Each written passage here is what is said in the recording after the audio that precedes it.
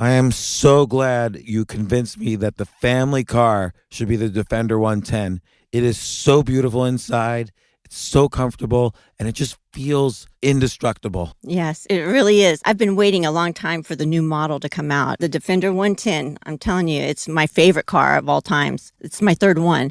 You know, I have stories of going off-road. The guy managed the group. He was like, what are you doing in this beautiful car? I'm like, I'm going off-road. He's like, are you sure? Because you can use one of ours. And then they look like Mad Max cars. I'm like, no, we're going to do this. And he was shocked. Wow. Well, it's great because the Defender has been reimagined for 21st century adventure, and its unparalleled off-road ability, as well as its robust interior, are invaluable whether you're headed towards uncharted territory or just a weekend of exploration. The Defender 110 tackles challenging surroundings with absolute confidence. The SUV conveys strength outside and in, featuring peerless technology like an intuitive driver display and an award-winning infotainment system. That's my favorite part, to keep you connected no matter where the journey takes you. Adventure is unique to everyone, and so is the Defender. Choose from the two-door Defender 90, the four-door Defender 110, or the larger Defender 130 with the ability to seat up to 8 passengers. You'll find uncompromising performance in all three. So pack up and go even further with the Defender 110. Learn more at LandRoverUSA.com/Defender. These days, we're all investors, trying to be smart with our money despite our worst impulses. But at iShares, we believe that deep down inside of every investor is a better investor. One that's just waiting to be let out. Explore iShares ETFs and insights and let your best investor out. Visit iShares.com for more information. This isn't your average business podcast, and he's not your average host. This is the James Altucher Show on the Stansberry Radio Network.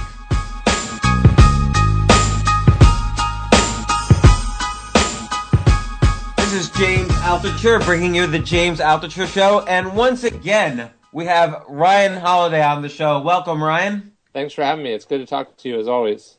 Yeah, and for listeners who don't remember, we had Ryan on the show before where he talked about his book, Trust Me, I'm Lying, and also the book on growth hacker marketing. And now we're going to talk about your next book. You're just churning out the books. We're going to talk about the book, The Obstacle is the Way, just released, The Timeless Art of Turning Adversity to Advantage. And this is a topic that really interests me because definitely listeners and blog readers know my story where I basically just blew up so many times in such embarrassing and frustrating and almost suicidal fashions that I had to really figure out how to come back from literally from the grave to try to find success. And by success, I don't necessarily mean financial success or huge pleasure or whatever, but just personal freedom. And when you say the obstacle is the way, Ryan, I know you're talking about Stoicism, and for me that seems like a philosophy of personal freedom where you don't get too attached to the highs and you particularly don't get too attached to the lows. Like you examine the worst case scenario and figure out, rather than panicking, how to use that worst case scenario to move forward. Am I correct that that's kind of an extremely rough definition of Stoicism? Yeah, well, I think a lot of people hear the word philosophy and they run away because it sounds like what they learned in college or what they hated in college. But in reality, Stoicism was a philosophy, but it was really an operating system for a bunch of highly successful people during the Greco-Roman period. So, you had teachers, you had soldiers, you had businessmen, and you had emperors. One of the most sort of profound Stoics was the Emperor Marcus Aurelius, and they had this approach for what was a chaotic and stressful and often overwhelming life. And Stoicism was sort of the answer or the lens through which they made sense of this world and through which they found and achieved success. So my goal with the book was to sort of take that mindset, explain how it works for people, and then show how it works in modern life. Because, things might be bad, our economy might be bad, but I'd rather be alive now than at the decline of the Roman Empire. And so this philosophy was designed for those times, and I think it works quite well now. And it's designed to make you resilient and strong and flexible and self-disciplined and in control of yourself. Well, you have a great example in the middle of the book, and I'll just read this out loud real briefly. That you have a chapter titled "Live in the Present Moment," which sounds almost like it could be written by someone like Eckhart Tolle or Deepak Chopra or something. But then you have the chapter starts off, "Do yourself a favor and run down the list of businesses started during depressions or economic crises." And so you have, companies like the Walt Disney Company, Standard Oil, the biggest company ever, basically, Costco, Revlon, Procter & Gamble, Microsoft, even LinkedIn. So it just goes to show that everybody has an excuse, and I'm really sick of it. Like, oh, the economy is so bad, I can't start a business, or the economy is so bad, I'm worried about I shouldn't quit my job because I have to feed my family. Everyone uses these excuses, and yet John D. Rockefeller started the biggest business in history, during an economic crash. So, what's up with that? Is there any validity to crisis? Well, and I would take it a step further. In fact, it was that crisis that was profoundly educational and beneficial to him as a person. So, I think a lot of people, they spend their time trying to sort of go like, oh, it's not so bad. But it's actually even a step further than that. It's the things that we think are going to be really terrible and awful, when we look back in retrospect, turned out to be beneficial. And in many cases, we wouldn't trade them for anything in the world. And so the reason is that the things that we think are going to be difficult and hard teach us about ourselves. They teach us about the world. They force us to do something we otherwise maybe wouldn't have done. And I think part of the problem is we've gotten really, like, I know from my generation, we were sold on a certain version of the world. Like, look, if you go to college, then this will happen, and then this will happen, and then you save for this many number of years, and then you retire, and then you get to travel for the last few years, and then you have grandchildren, and life is going to be exactly like this. Which is fundamentally different than how it used to be when, you could get a small cut on your hand and mysteriously die 30 days later, right? So this world that used to be much more capricious and unpredictable created a certain humility in people, and that humility also manifested itself as flexibility, as openness, as a sense of persistence and perseverance and courage, and all these things that are really important when you suffer setbacks or difficulties, used to be more conducive to our attitudes. And now we've gotten so certain about how the world should be that when it's not that way, because we in fact don't control it, we're all put out of shape and upset, and we don't know what to do. And I wanted to write this book to sort of correct that attitude, because I think it's really important. And I think it is incredibly important, because right now we are living in a world that's basically turned upside down economically because of all these failed promises. And the promises weren't insidious. Like, nobody intended any malevolence based on telling us, oh, if you go to college, you get a better job, or if you stay at this corporation, you can rise up to the top. Basically, everybody did believe it. And then, in 2008, the tide came in, everyone was fired, unemployment shot up, businesses, houses went underwater. Now more than 50% of the unemployed have college degrees, and yet student loan debt is over $1 trillion. So all of these really bad things happened, and you really do have to kind of say, okay, I'm in a situation that was completely unexpected, and I have to figure out how to survive. Or even worse, I've done everything that I was supposed to do. I have my cubicle job, but I'm really scared it's not going to work out. I'm really scared America is going to somehow implode from inflation, or, China is going to take over, or whatever. There's so many things out there that scare us. Sure. What does somebody like that do? How do you start off indoctrinating yourself into this philosophy that you talk about? Because you did write this book. I want to stress, you did write this book with the modern person in mind. It's not a philosophy book. Yeah, sure. And look, I wrote this book. This isn't, hey, this is my opinion on how things should go.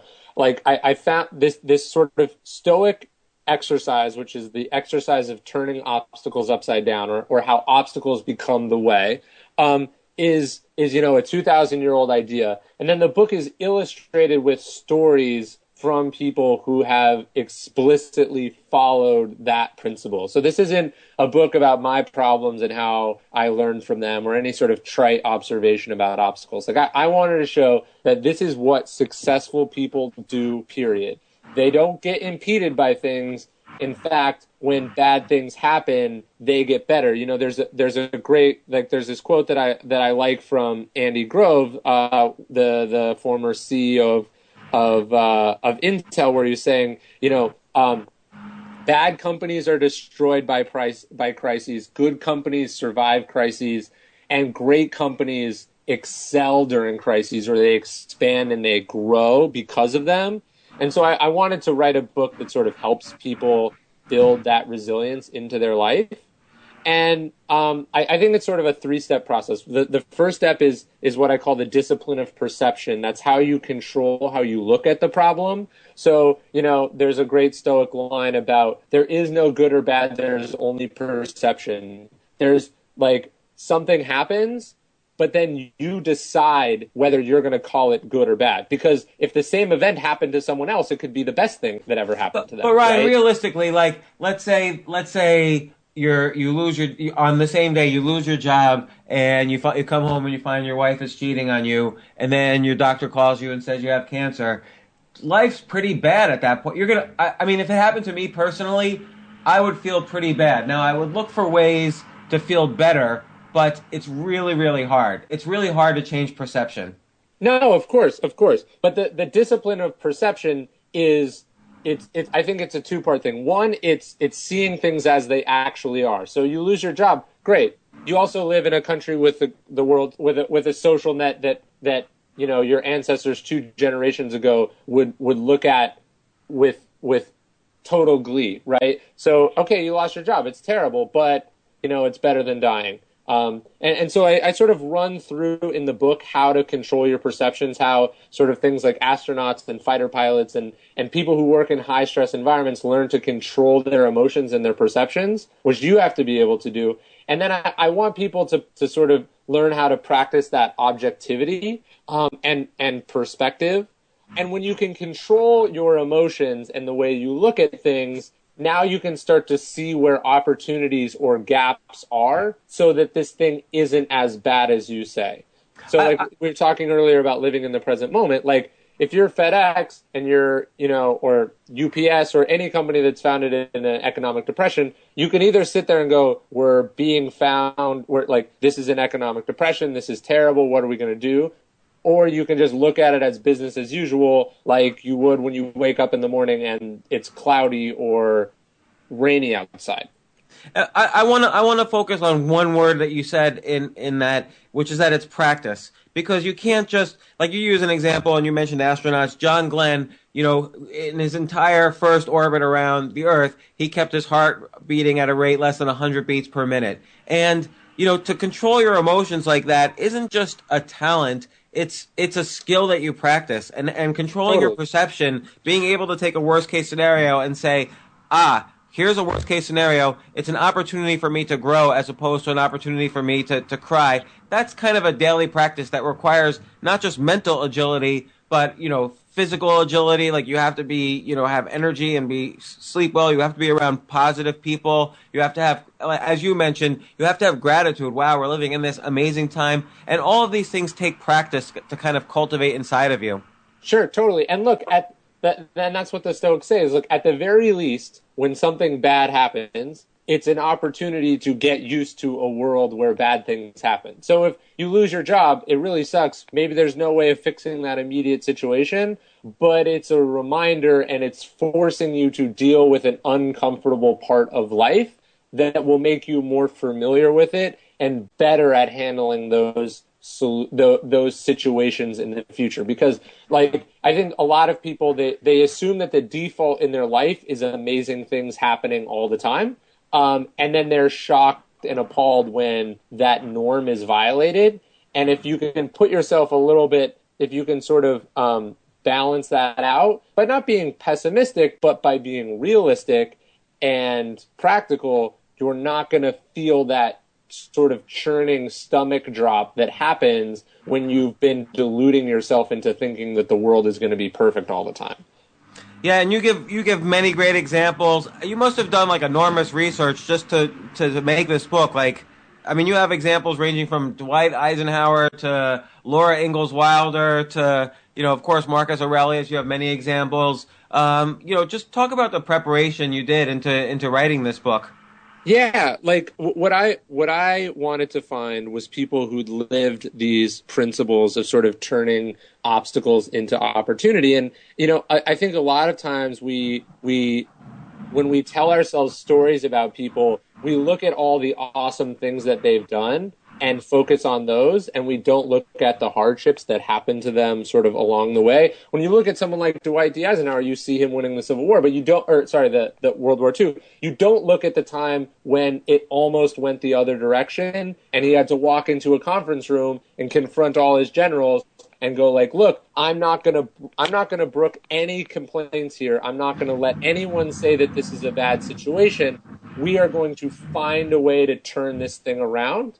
And you don't focus on that because it's not as fun, but you should, because the next time some thing happens to you, you want to have that ability inside yourself as well. Like I sort of talk about Edison discovering the light bulb. Like, we think about this and we have that cliche of a light bulb going off over your head. We think that's where genius comes from, but we forget that he tested literally 6,000 filaments for the light bulb before he found the one that works. And then when we're in our own lives, when we're working on a Word document and it gets deleted halfway through, we're like ready to throw in the towel and we think that the whole world is conspiring against us. And that's an attitude that absolutely holds people back, because if you can't deal with minor obstacles, what are you going to do when you get in a terrible car accident, when the economy crashes, when your company goes out of business? When your partner cheats on you, or someone steals money from you, or an employee that you thought was great, you find out has actually been plotting and planning a competitive business. All these things that happen in life that if you don't have the proper attitude, you can very rightfully feel like the world is conspiring against you. And in fact, the world is just being what it is. And there's an attitude, and this attitude, I believe, is rooted in Stoicism, that lets you use those things to your advantage. Well, it's interesting because I find a very useful technique for myself, and I had to do this out of necessity because I totally lived what I call a choose yourself life. Like I was unemployable for most of my life and had to create my own career. And one of the things I did when I was hitting bottom was just every day I would write a list of ideas. Not that I was going to act on the ideas, but I just wanted to exercise that idea muscle so that when things got really bad, or the next time that things got really bad, I would know what to do. Like I would suddenly, my idea muscle would turn into an idea machine, and I would have a ton of ideas. Like, okay, such and such partner is, cheating my business. Now I know that the 10 things I need to do instantly because my brain has become an idea machine. So I have found that to be a useful practice for me. And I see that type of example in many of the examples in your book. No, look, there's actually a Stoic exercise called meditatio malorum, which is the meditation of evils. And the Stoic sits down and you sort of, and there's actually a business practice about this too called a pre-mortem, where like, let's say you're about to launch a product, you're about to start a new venture, you're about to pitch a client, you're going to do all these things. Sit down and walk yourself through what the absolute worst case scenario could be and pretend that that's happened. What are you going to do about it, right? Because it's so much better to have prepared than to be caught off guard by something, even though it might feel negative or like you're jinxing it. And I think that's what prevents a lot of people from thinking about these things. They don't want to envision the worst case scenario because they think it somehow makes it more likely. In fact, if you're prepared for the worst thing that can happen, when it does happen, and it can, you'll know what to do about it. You won't be caught off guard. You won't be stuck. You'll have a backup plan, and you'll know you won't feel guilty. You won't feel persecuted. You'll just be able to act as though this is any ordinary event, which of course it is, because bad things happen all the time and we have to be ready for it. Well, let's explore that a little bit, because I think there is some validity to, in general, thinking positively about situations in your life and being not necessarily an optimist, but a realist verging on optimism. You don't start any venture thinking, oh, probably it's going to fail, even if probably it is. You start a venture thinking, okay, I'm going to make this succeed. So what's the relationship between imagining the worst case scenario and let's just call it the power of positive thinking? Sure. Look, I think positive thinking is important. And I actually don't think they're in contradiction to each other, right? So it's like, okay, what if this bad thing happens? Well, then I'll just do this instead. What if this bad thing happens? Well, I'll just do this other thing instead. Like, my approach to thinking negatively about things is not fatalism and it's not helplessness. It's treating it as a contingency that I'm prepared for and ready for, and that doesn't have anything to do with my spirit. Like there's another Stoic concept called, which is amor fati, right? Which is a love of fate. So it's not just that you tolerate that bad things can happen. It's that you actually love and sometimes feel grateful for the bad things that happen, because we benefit from those things. There's actually, I talk about this one study. They looked at potentially catastrophic injuries in high-level athletes, and they actually found that post-injury, the athletes played better, had a better attitude, and had grown from the injury. But then everyone spends, and I'm not saying you should go out and get hurt, because like it's obviously better not to get hurt. But the point is, the things that we spend all our energies trying to avoid, or worse, we waste time dreading and being afraid of, we always survive. And we always, if we have the right approach, can turn to some benefit. And so that's, to me, thinking about bad stuff happening isn't tempting fate. It's acknowledging that fate exists and that it doesn't always go the way you want it. But if you've got the energy and the passion and the enthusiasm, you'll be able to make do regardless of what happens. Right. I think, there's a saying, economists have predicted, 20 of the past 5 depressions. Like people tend to, in general, panic a little bit more than they tend to be happy anyway. So you might as well, if you're going to make it a life habit to panic, which humans sort of for evolutionary reasons do, like you're going to avoid the lion more than you're going to eat fruit from the tree. So if you're going to make a lifetime habit of panic, you might as well say, okay, if this situation really does happen that I'm panicking about, it's really not so bad. I can do this, this, and this to kind of overcome the bad situation that occurs. So, absolutely. And you think this in business, like, you have your clients and you're petrified of losing any client ever. And then you lose the client, and the first thing that always happens, at least in my experience, is you feel this relief, right? You're like, finally, now I can take advantage of these other opportunities. Now I can try something new. Now, in a way, loss or adversity can be really freeing. And that's where the Stoic exercise comes in.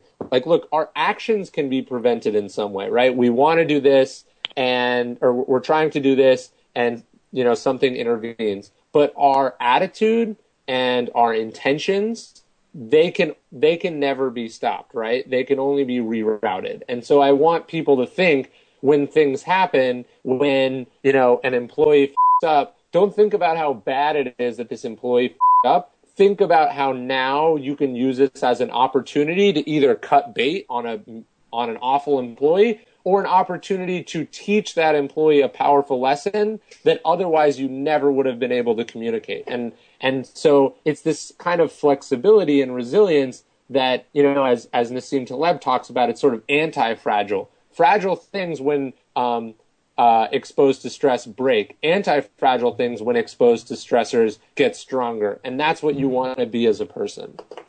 Well, and along those lines, you talk about Abraham Lincoln was clinically depressed, essentially, for almost his entire life and his entire political career. And yet you bring up this example, he began to view that as uniquely his own experience and he sort of saw destiny in that, and that's what kind of catapulted him to success.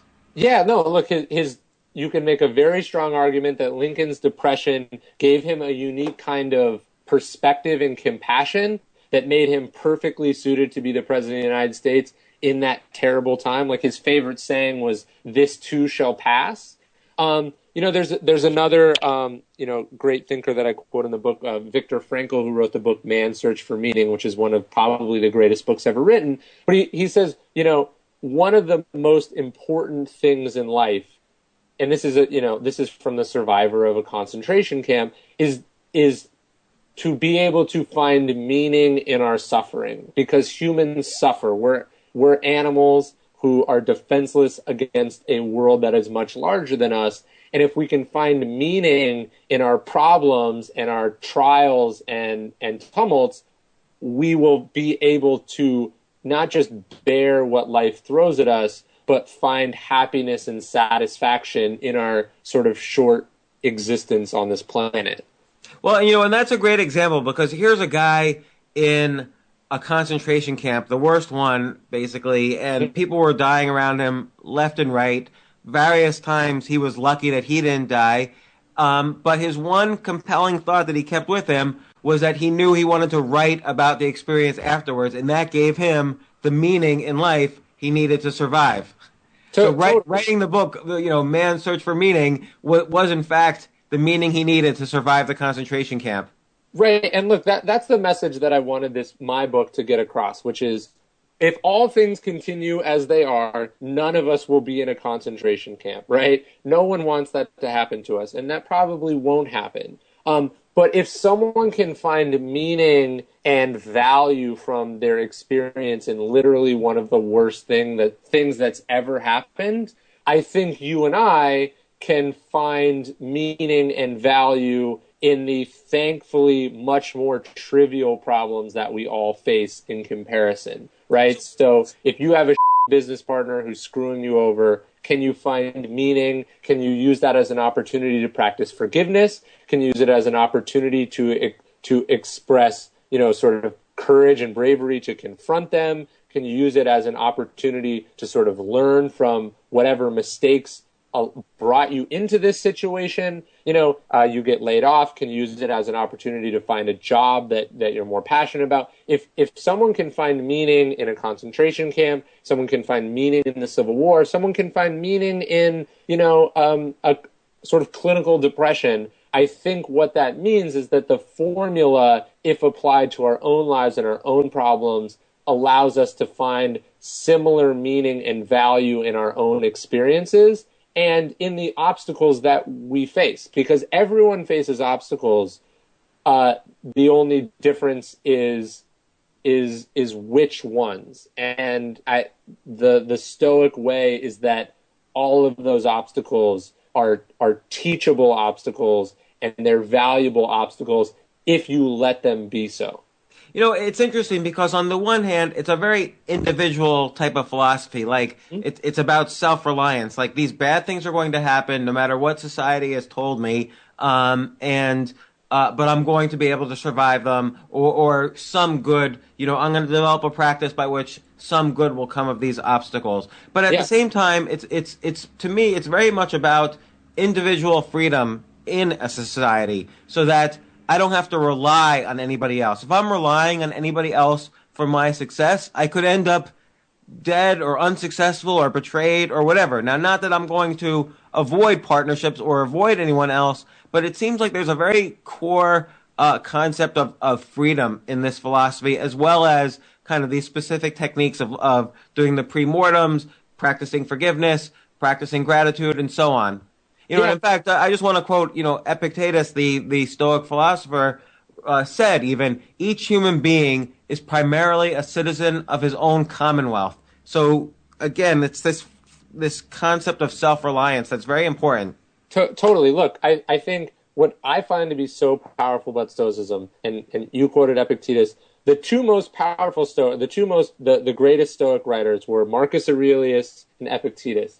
Epictetus was a slave, and Marcus Aurelius was the emperor of Rome, so the most powerful man in the world, right? He was literally a god on earth. So they they both have difficult lives that are difficult for totally different reasons. Marcus Aurelius's difficulties are primarily difficulties of abundance, right? He can do whatever he wants. He's surrounded by sycophants. He's got power and responsibility. Epictetus is having to come to terms with the fact that he can be banished, he can be killed, people can tell him what to do. He's poor, he's exposed to the elements. He was physically disabled.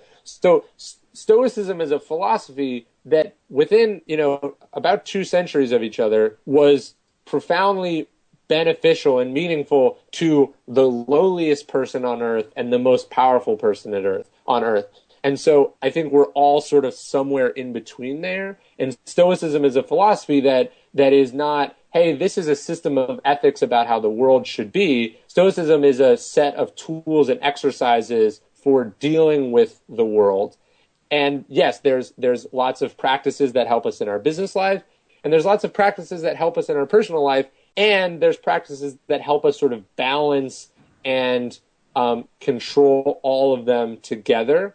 And I think what Stoicism is a system of it's about self-sufficiency and independence and resilience, which I find to be very liberating and empowering. And I think how have you found it liberating and empowering? So you have your own business. You're a professional marketing agency. You help people publish. You help people market their products. How have you dealt with this in your own business life?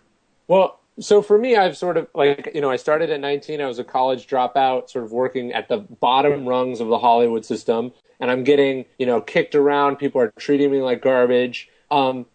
And it's a philosophy then that's helping me understand that, look, there's bad, mean people in the world, and sometimes they treat you this way, and that doesn't say anything about you, and you just got to tolerate it. And when the coin is flipped, let's make sure that you're not like them yourself, right? So there's Stoicism when you're powerless. And then as I've grown successful, obviously the obstacles that I face on a day-to-day basis, whether it's last week it was a client who tried to screw me over. Maybe it's an employee who's having problems. Maybe it's stress about money or all those things. Stoicism is a philosophy that says, okay, calm down. Let's see this stuff objectively. Let's see how we can turn this specific problem. Let's solve it, but then let's also figure out how we can put ourselves in a position where we're not exposed to this anymore. Or if everything's going to is this an opportunity for us to double down, to sort of profit while everyone else is losing control? So there's that. And then finally,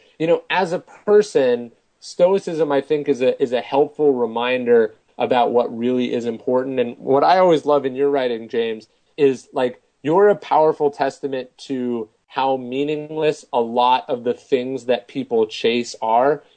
You made and lost millions of dollars, and it didn't make you any happier or less happy. You just realize this is not what gets me out of bed anymore in the morning, and this is not what I want. And I think Stoicism has been helpful to me as I've grown more successful. It's a reminder of, look, if I became 10x more successful, I would be exponentially more stressed and not any happier. So I'm going to pick the projects that I want to be a part of, rather than being sort of sucked into things or drawn into things that my ego is attracted to or my wallet wants, or whatever sort of greed the human psyche can succumb to. And I'm going to focus on the things that I find meaning and happiness in. So that it's sort of helped me across the board, if that answers your question. Yeah, and it reminds me a little of the famous 80-20 ratio, where 80% of the value you find in life is going to be the result of 20% of your efforts. Mm-hmm. So we're gonna find through life as we get older, you find that 80% of the things that you thought would have great, fantastic, pleasurable results were actually pretty useless, and only 20% really caused let's say 80 or even 100% of kind of the worthwhile events in your life. And I don't even want to say pleasurable events, because it's not about pleasure or pain, but just finding peace and freedom in yourself. 20% of those of your efforts will have that result. And it seems like your practice is to sort of focus in on those 20% as quickly as possible. No, totally. Like, look, I like that other study about like anyone once you get past like $70,000 a year, money is not correlated with happiness. And that's not to say that I'm around, turning down. As soon as I got to $71,000, I was like, no more. I don't want any more. Give it to the poor. It's just thinking about these things objectively and using the tools and the knowledge that we have to sort of check our ego or our impulses from running amok and then causing misery and frustration and disappointment in our lives.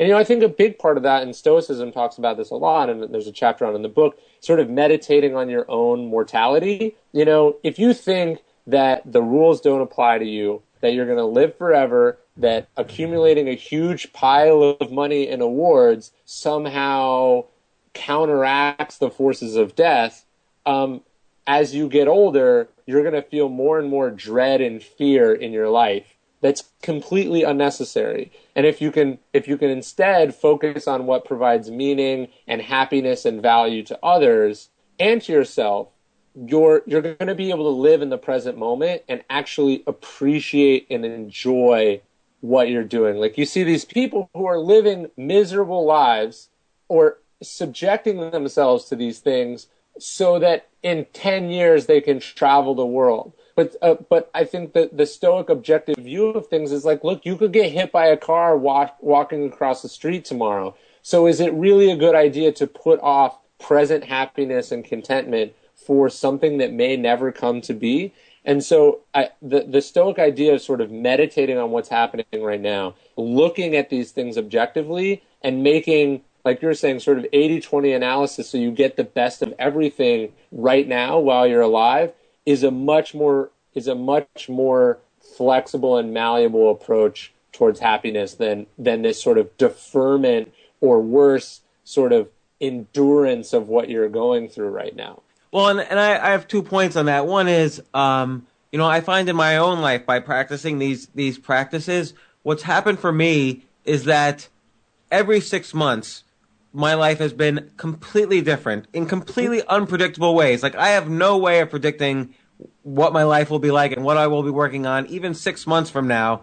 But it's been consistent since I've been following these types of practices, that in general it's been a positive upward movement, because as you're always anticipating the worst case scenarios, you can maneuver more quickly. But it also shows I have zero ability to predict the future. And I think most people have zero ability to predict the future. The other thing I want to mention, throughout this podcast, you've been mentioning various exercises and skills that the Stoics developed that are mentioned in your book.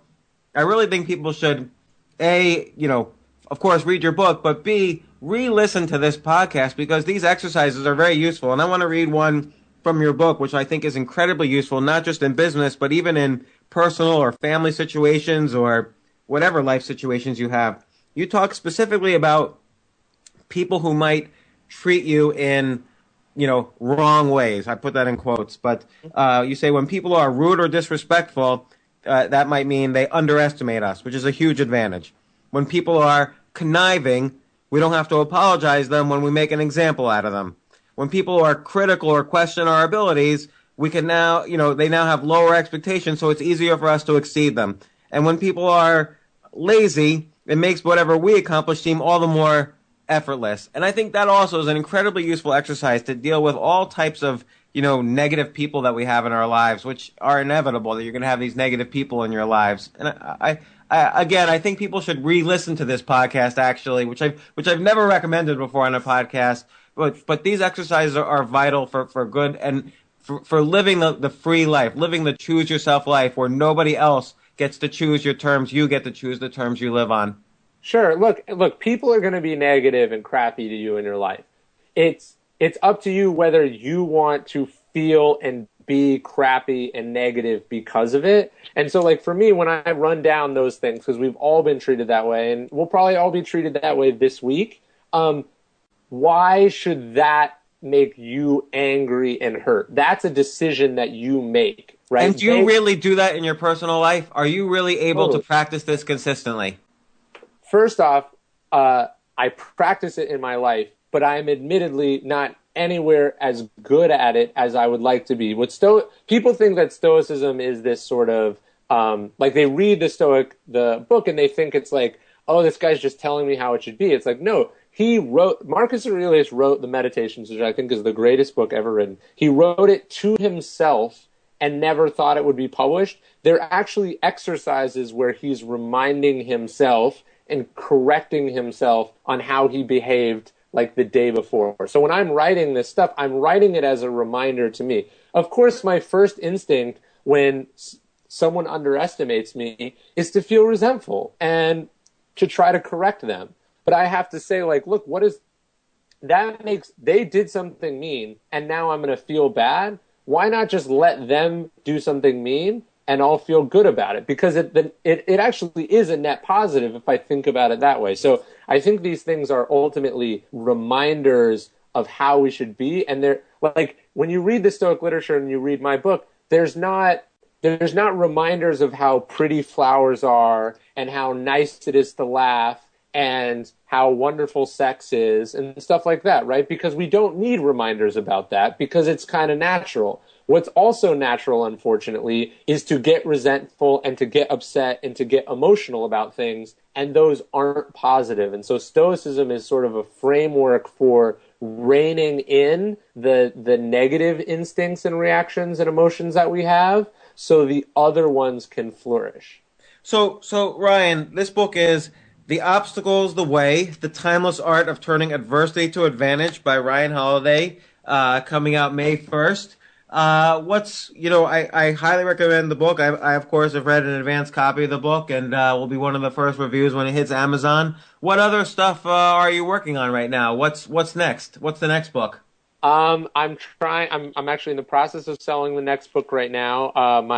My Growth Hacker Marketing comes out in paperback in September. And then, day-wise, I'm the editor-at-large of Beta Beat, which is the tech section of the New York Observer. I write at Thought Catalog, as do you, James. I think, I just try to sort of contribute to this conversation and say things and sort of pass along wisdom as I see it. And this book, for me, was a collection of the really smart things that I'd read from other people and put into an actionable framework that if I didn't have the ability to publish it with Penguin Random House, I probably would have written for my own benefit personally and wouldn't have cared if nobody read it. Well, I just want to mention also, so you've done a lot of, I don't know if many people know this about you, but you've done a lot of the research and you were an assistant for Robert Greene while he was writing his books like Mastery and so on. And there's a certain aspect of this style. And Robert Greene, of course, has been on this podcast. I encourage people to listen to that podcast because it was very interesting. But your style in this book reminds me a little of his research-oriented approach where you have so many examples, like you have hundreds of examples, and they're all great and meaningful, and you could tell just a lot of work and research has been put into this. I think your bibliography in the back is just as useful as the book. Like many of those books I intend to read as well. And I'm not just saying this to hype up your book, so thank you. It's just a good research-driven product. I don't know if Robert Greene has read this or commented on it for you. Yeah, of course. And look, I think what Robert's discovered is that, we spend a lot of times trying to force people to understand things when really stories are the best way to teach. And that's what I tried to do with the book. That's a great skill right there. So, okay, on that note, The Obstacle is the Way. I hope everybody goes out and buys it. And Ryan, once again, thanks for coming on the show. Thanks for having me. It's always good to talk to you. For more from James, check out the James Altucher Show on the Stansberry Radio Network at stansberryradio.com and get yourself on the free insiders list today.